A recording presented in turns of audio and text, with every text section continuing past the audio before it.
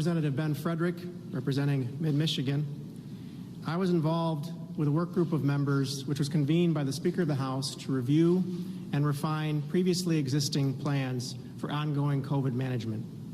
Our charge was to ensure that we put forward an ongoing COVID response policy which achieved specific goals.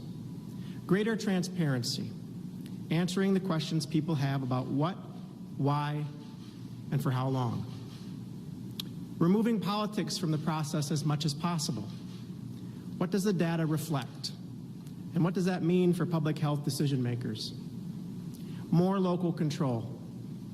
Move from an environment of one-size-fits-all restrictions to one better reflecting local conditions, which empowers communities.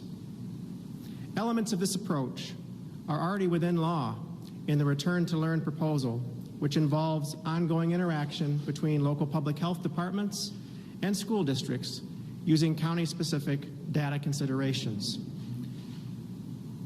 This proposal calls for a publicly disclosed set of metrics which would allow a county public health director the option to modify existing state orders which reflect the needs of a county.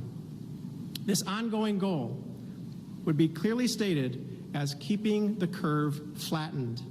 That is, not overwhelming our hospitals and health facilities while continuing to follow best practices to keep people safe.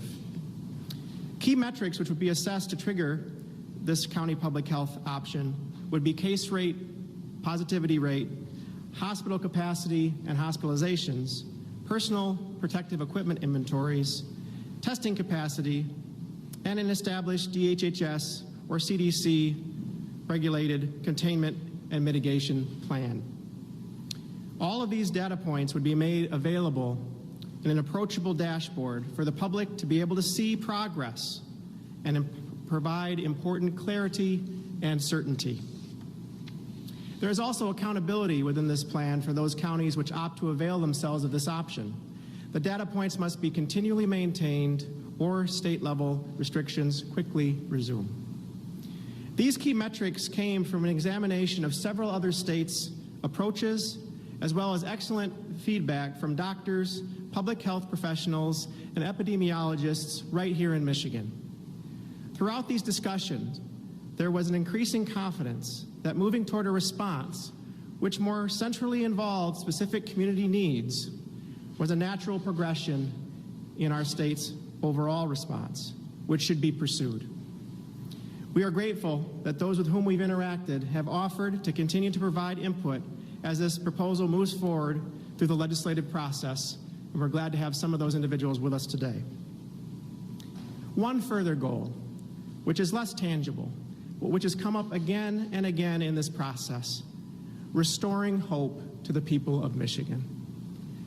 By answering questions such as what is our ongoing goal, what needs to be done and why, we can bring greater certainty and hope to a population which has already sacrificed greatly and is suffering. How much are we hearing, "I'm over it," or seeing people truly give up?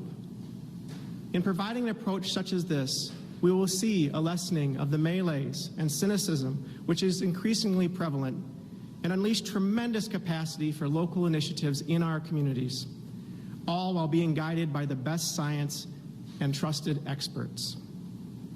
It's now a pleasure for me to introduce someone that I count on as a state representative to let me know the conditions that are inherent in my constituency.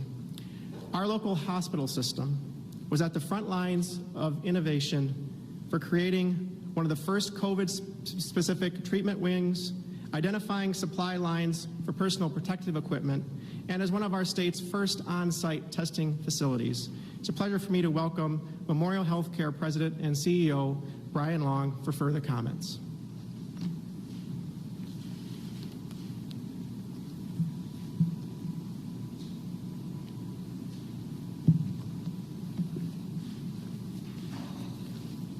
Good morning. Thank you, Representative Frederick. Appreciate being given an opportunity to be with you this morning. And thank all of you. It's a pleasure to be here to speak to you about the opportunity we have today. It's an understatement, to say that COVID-19 pandemic has been challenging us in ways that we could not have ever imagined.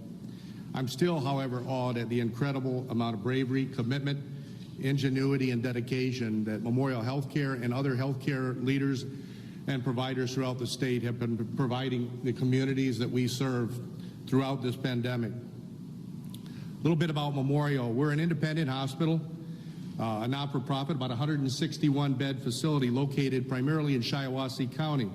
But we do have locations and provide services throughout Shiawassee County, Genesee, Clinton, Saginaw, and Bay counties. As a hospital administrator, my role is to assure our hospital's ability to provide the highest levels of patient care and healthcare safety for our community. That includes patients, providers, staff, and all of our partners. My approach is to bring to these top providers all of those that we can find in their fields and to have them focused on providing that care to our communities. Today, I would encourage you to do the same in considering how we can manage collectively as partners throughout this process to do a better job in utilizing data and information bilaterally that will allow us to continue to work this problem.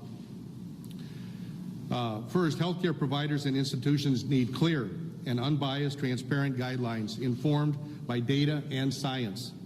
Make no mistake, there is still plenty that we stand to learn before we understand this entire virus.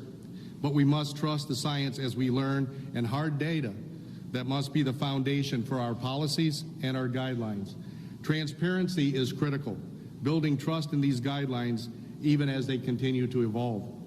Second, the bilateral sharing of this information in data is critical to hospitals.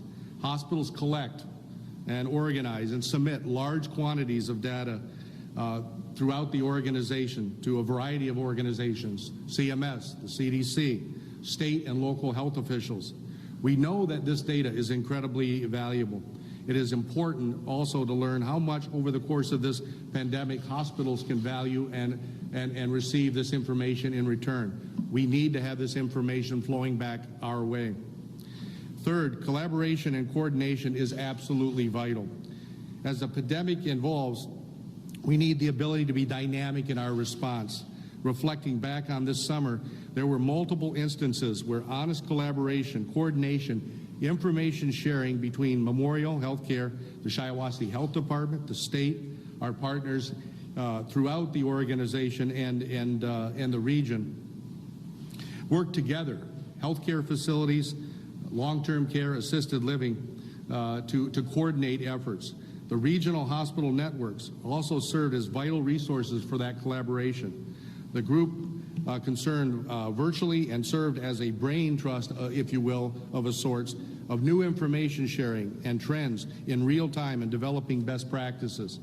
As we look ahead with optimism, I would be hopeful that we realize a true bipartisan approach that will prioritize these types of same clear, transparent information sharing that's science-backed with true guidelines to follow and continue this type of sharing of data as we move forward. Thank you.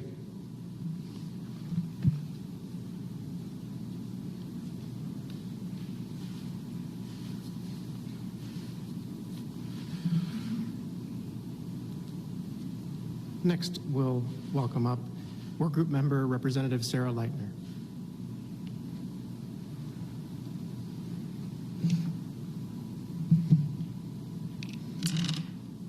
Good morning. Since COVID-19 was first identified in Michigan, not a day has gone by that I haven't heard from someone in my community who is concerned about the pandemic and the way our state's response is affecting their family life. I've heard from many parents who are worried about their kids falling behind with their educations. I've listened to people who went months without a paycheck while they waited for their unemployment claims to be sorted out. I've heard from people who were living in pain while they waited for their knee and hip replacements that they were forced to delay, and people living with the uncertainty whether or not their medical condition was progressing. I continue to hear from people in my community who are worried about losing their jobs. I've also heard from many people who were in tears because they so desperately wanted to see and hug their loved ones in nursing homes. And I've talked with many people who simply want clarification about decisions that are being made based on the data. The people we serve deserve better. They deserve to have a voice in determining the COVID-19 responses that are in place in their own communities. They deserve better results, more transparency, and responsible decisions that are made based on science, not on politics. The plan we announced today provides this. It offers certainty and hope to move Michigan through the stress and confusion of this pandemic. When the data is available, you should have access to it. And when decisions are being made, you'll know why. By empowering people and listening to science, we will have a safe, sensible, and improved response to the virus as we move forward to better days ahead.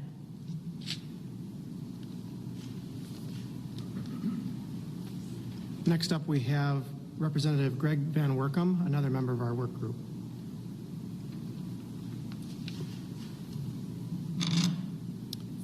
Thank you. Good morning.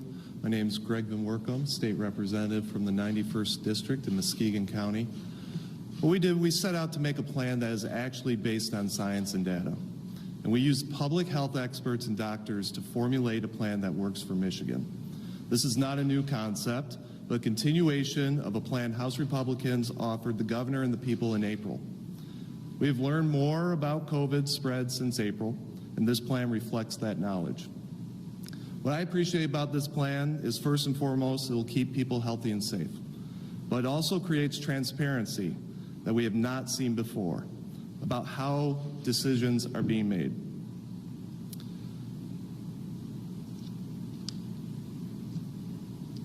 No doubt that data has been used and we have plenty of it, but now we need transparency in how data is driving decisions. This plan gives communities a path and a goal that they can work together to strive toward. I now have the pleasure to introduce Justin Grill, who's the Chief Medical Officer at Mercy Health. And I believe he's been the Chief Medical Officer since February, so it's been an interesting time for him.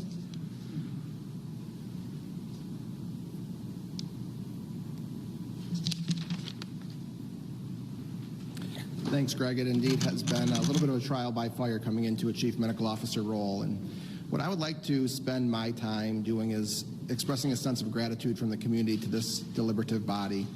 When the Supreme Court made their decision that ongoing executive orders weren't consistent with the intent of the Michigan Constitution, it immediately engaged our senators and our representatives who've been out in the community talking to hospital administrators and patients alike, employers, employees, local spiritual leaders.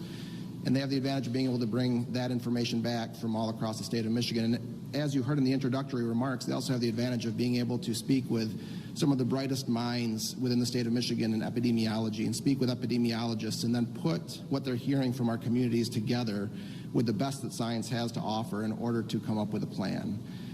And as a member of the community, I just appreciate the work that our representatives behind me and those who aren't able to be here, our senators, are doing. I'm sure they'll be working in conjunction with our governor's office and work through this legislative process. And I would just like to pass along my encouragement to keep up the good work and listening to your constituents in the state of Michigan.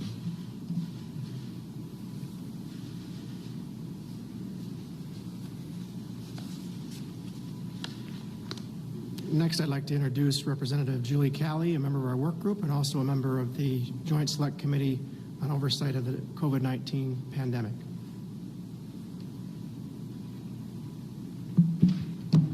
Good morning. First, I'd like to welcome my special guest today.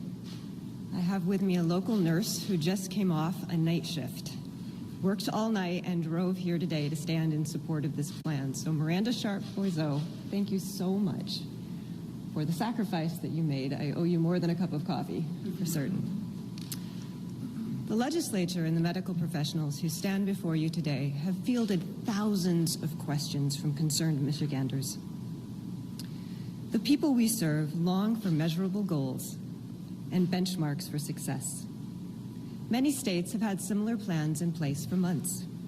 By establishing clear metrics, we each become active partners instead of subjects in the battle against COVID-19. Counties which actively exercise precaution will see their metrics improve. and they will be rewarded with a locally focused response, tailored to meet their own needs. As a member of the Joint Select Committee on the COVID-19 pandemic, I've listened to over 50 hours of testimony. The committee still has yet to be presented with key data which drove the state's decisions, such as economic closures and openings. Michiganders often feel like they're aboard a boat, tossed by the waves, uncertain as to what the future holds. And while combating COVID-19 does have all of us in uncharted waters, this plan will act as a means of navigation. Dr. Joné Khaldun addressed the Joint Select Committee just yesterday and confirmed that the locals know what's best for their communities. This is a year of high anxiety, and transparent policies that provide hope are overdue. Today, we deliver that hope.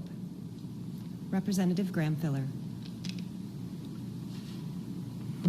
Thank you, Rep. Kelly. My name is Graham-Filler. I'm a state representative from the 93rd District. I guess I'm the closer here, and then we'll be taking some questions. 3 quick points. Number one, this House plan is just one idea that we have, but we think it holds real merit. I would say that nobody has all the answers about how to defeat COVID in Michigan, but we're using this plan as a vehicle to bring real ideas and experts to the table so we can get closer to those answers.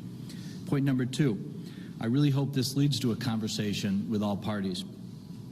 I want to stress the importance of having all parties at the table, and I think it leads to better results, and I think it's what the people of the state of Michigan would want from their government when we take on something as serious as COVID-19. Number 3, some people might say, why? Why are you releasing a plan? And I would say it's pretty clear: to bring hope, to add transparency to the state's response to COVID, to make sure that decisions are based on local data, and working with health professionals. Thank you so much for coming, and Rep. Frederick will field some questions.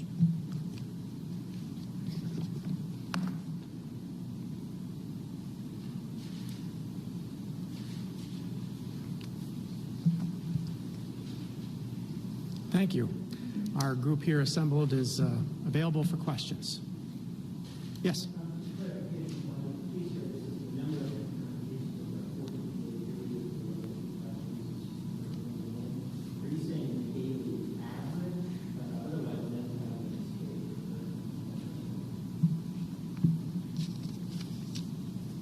That's correct.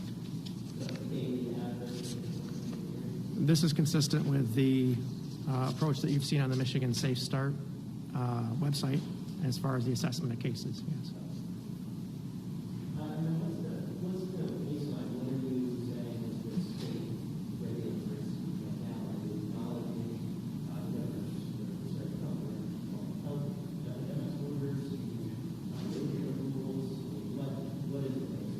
Really, this seeks to come alongside the existing statutory authority in the Public Health Code, which the Public Health Director has utilized. So it comes alongside that as kind of your statewide protocols, if you will, and allows that path for that local decision-making with those metrics having been met. Yes, ma'am.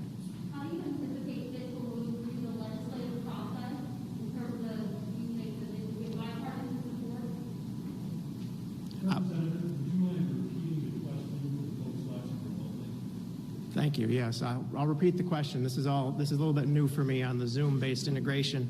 The question was, do we anticipate bipartisan support? We certainly would expect to see bipartisan support. That's certainly the goal, as Representative Filler outlined. And I do go back to the Return to Learn process, where we saw that bipartisan support established for a precise school reopening strategy that integrated in local control components, integrated in county-based data-driven decisions that was then agreed to by all parties. So we have precedent for that in our policy making, and as a governing majority, that is certainly our goal, to see that come through in a bipartisan fashion, to bring this hope and certainty to people in a transparent way. Yes. Do you feel that the decisions the school districts have been making are based on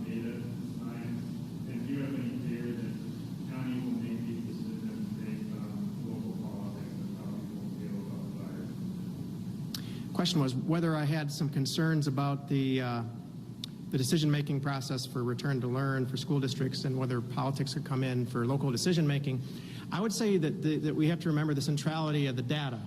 The data benchmarks are not turnkey. They are, comprehensive. They're meaningful goals for testing capacity, mitigation strategies, the actual trends on the cases themselves, positivity, and in a central place, the hospital capacity. So you're going to have a certain control measure in there, in that the data must persist for these options to be initially available and to continue to be available, which really, as some of our speakers have said, integrates in the community, integrates in the public health leaders, the hospital facility leaders, to ensure that we continue these policies. What I'm looking forward to is a further engagement of local partnerships. Even from my own example in Shiawassee County, we have tremendous energy in the community for additional education, additional initiatives, best practices. But there's still a lot of uncertainty out there as far as the goal we're seeking to achieve and maintain. So I see a lot of potential being unleashed for that. But the decision-making would be rooted deeply in the data, and the data simply must be maintained, the benchmarks must be maintained to advance. But combined with clear goals, I see the people of Michigan rising to the occasion.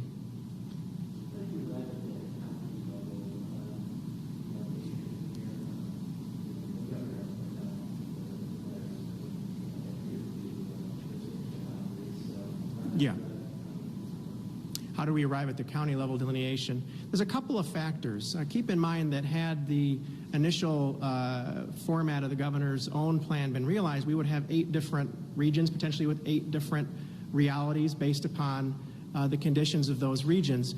We did an exhaustive analysis of states as diverse as California and Colorado, Indiana, numerous others.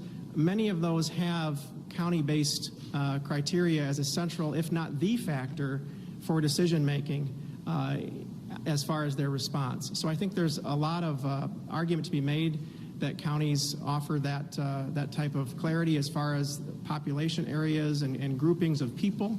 What we don't want to do is continue an environment of geographic captivity with broad swaths of territory and people really having lost hope in what's coming next and why. Yes.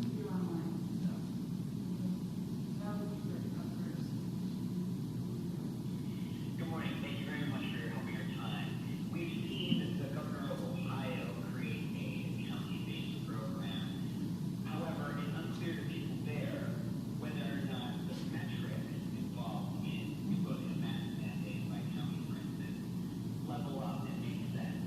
How do you determine how the metric influence when restrictions should be imposed at the county level?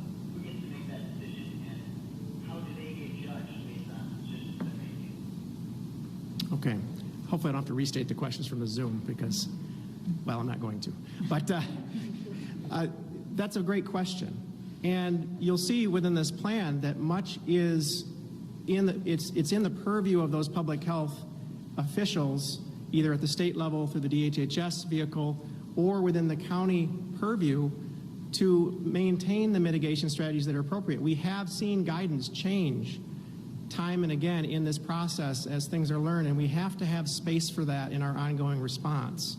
And so that's why the actual restrictions are not overly prescriptive in what we're suggesting here. We want to clearly keep things in the purview of the best scientific research that will evolve, of course, as we go on, and not in more of a political-based decision process. So I think that as we've seen throughout this, results will be judged by, again, the persistence of the data, these very real benchmarks, things that we've gotten from epidemiology and from health professionals as the key factors in looking at ongoing management of this pandemic. That's the key goal that must be maintained. And to me, the most central thing that we have to look at in judging our success is the stress on our healthcare systems. Is the curve remaining flattened? And that's where I think this conversation needs to return, and return urgently.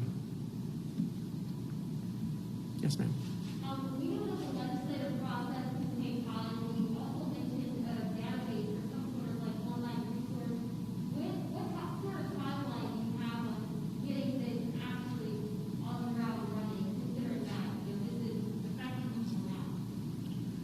what is the timeline for things practically, in particular the database was the question posed. We have some outstanding work that's already been done by the University of Michigan in the partnership that they've established with the state on some of the data metrics that people are able to see. We have the established website of the My Safe Start, which has gone into more detail with some of the indicators that would be informing school decisions.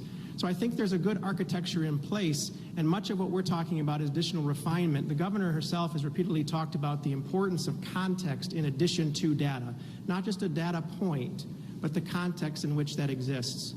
And I think that we need to have important context on a lot of these data points available for people in Michigan. I think you could layer in the key metrics that we're looking at here on a county basis, but also within that dashboard, and this will be part of the legislative process, establish those items that we're hearing from the community need to be out there publicly to let people know in a more informed way what we're doing, where we've come from, where we are, and where we're going. But I think that the short answer to your question is the architecture is in place. It's a matter of refinement.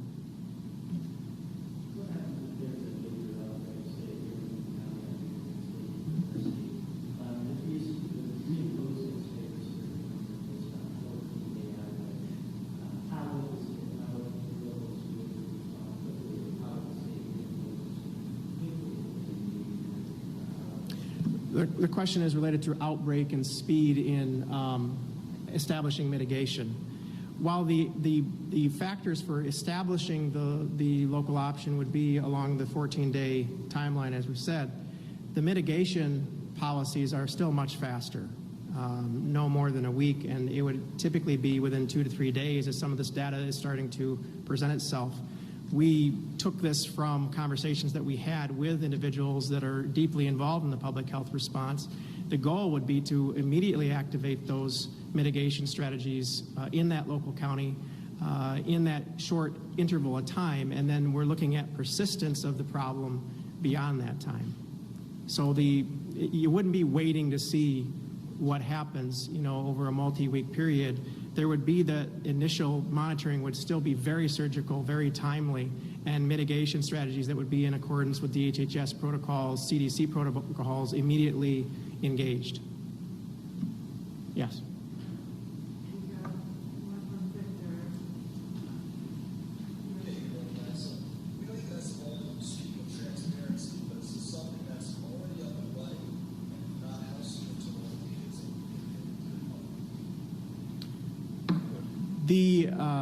The items, the way the particular breakout of this information is not all publicly available. We have had conversations with entities like the Michigan Hospital Association that has established some of the specific metrics on their own dashboard, if you will. So there's some pieces out there, threads to collect, really. And entities such as them and others have said that they're willing to actually reformat and get out additional information in a format that's conducive to what we're trying to do as we need. So again, I think that the architecture is in place. It just takes refinement of that to achieve the goals of the policy and what people in the public expect.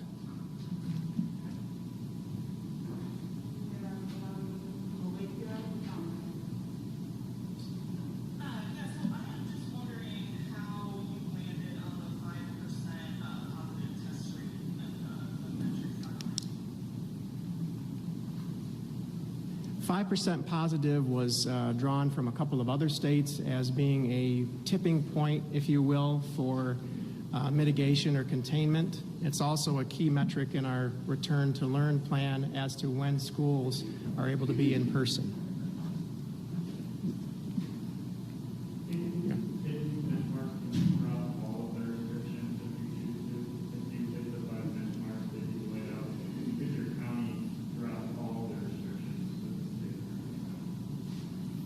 The question was, could a county drop all of the restrictions that they currently have if they met all the metrics? That would be a very reckless decision on the part of a public health director. So it's not just an individual decision being made. Keep in mind that public health directors do answer to a board of health or the county board of commissioners, depending on their makeup. So it is a more collaborative decision. We also, in our bill, do require input from the local chief medical officers as part of that collaborative decision-making process. So it would be a more prudent process than that. We've got time for one more. Please. And then members will be available for those who were here afterwards. You've got Chad Levy. Okay. Representative, I just sort of clear here.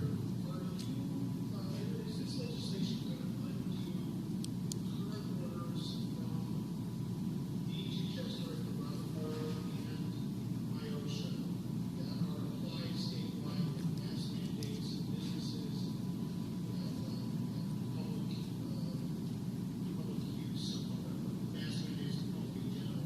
Does this legislation undo any of that existing regulations in place in the last 2 weeks? It does not undo any of the existing regulations. It comes alongside the statewide response with a pathway toward, interventions that reflect local conditions.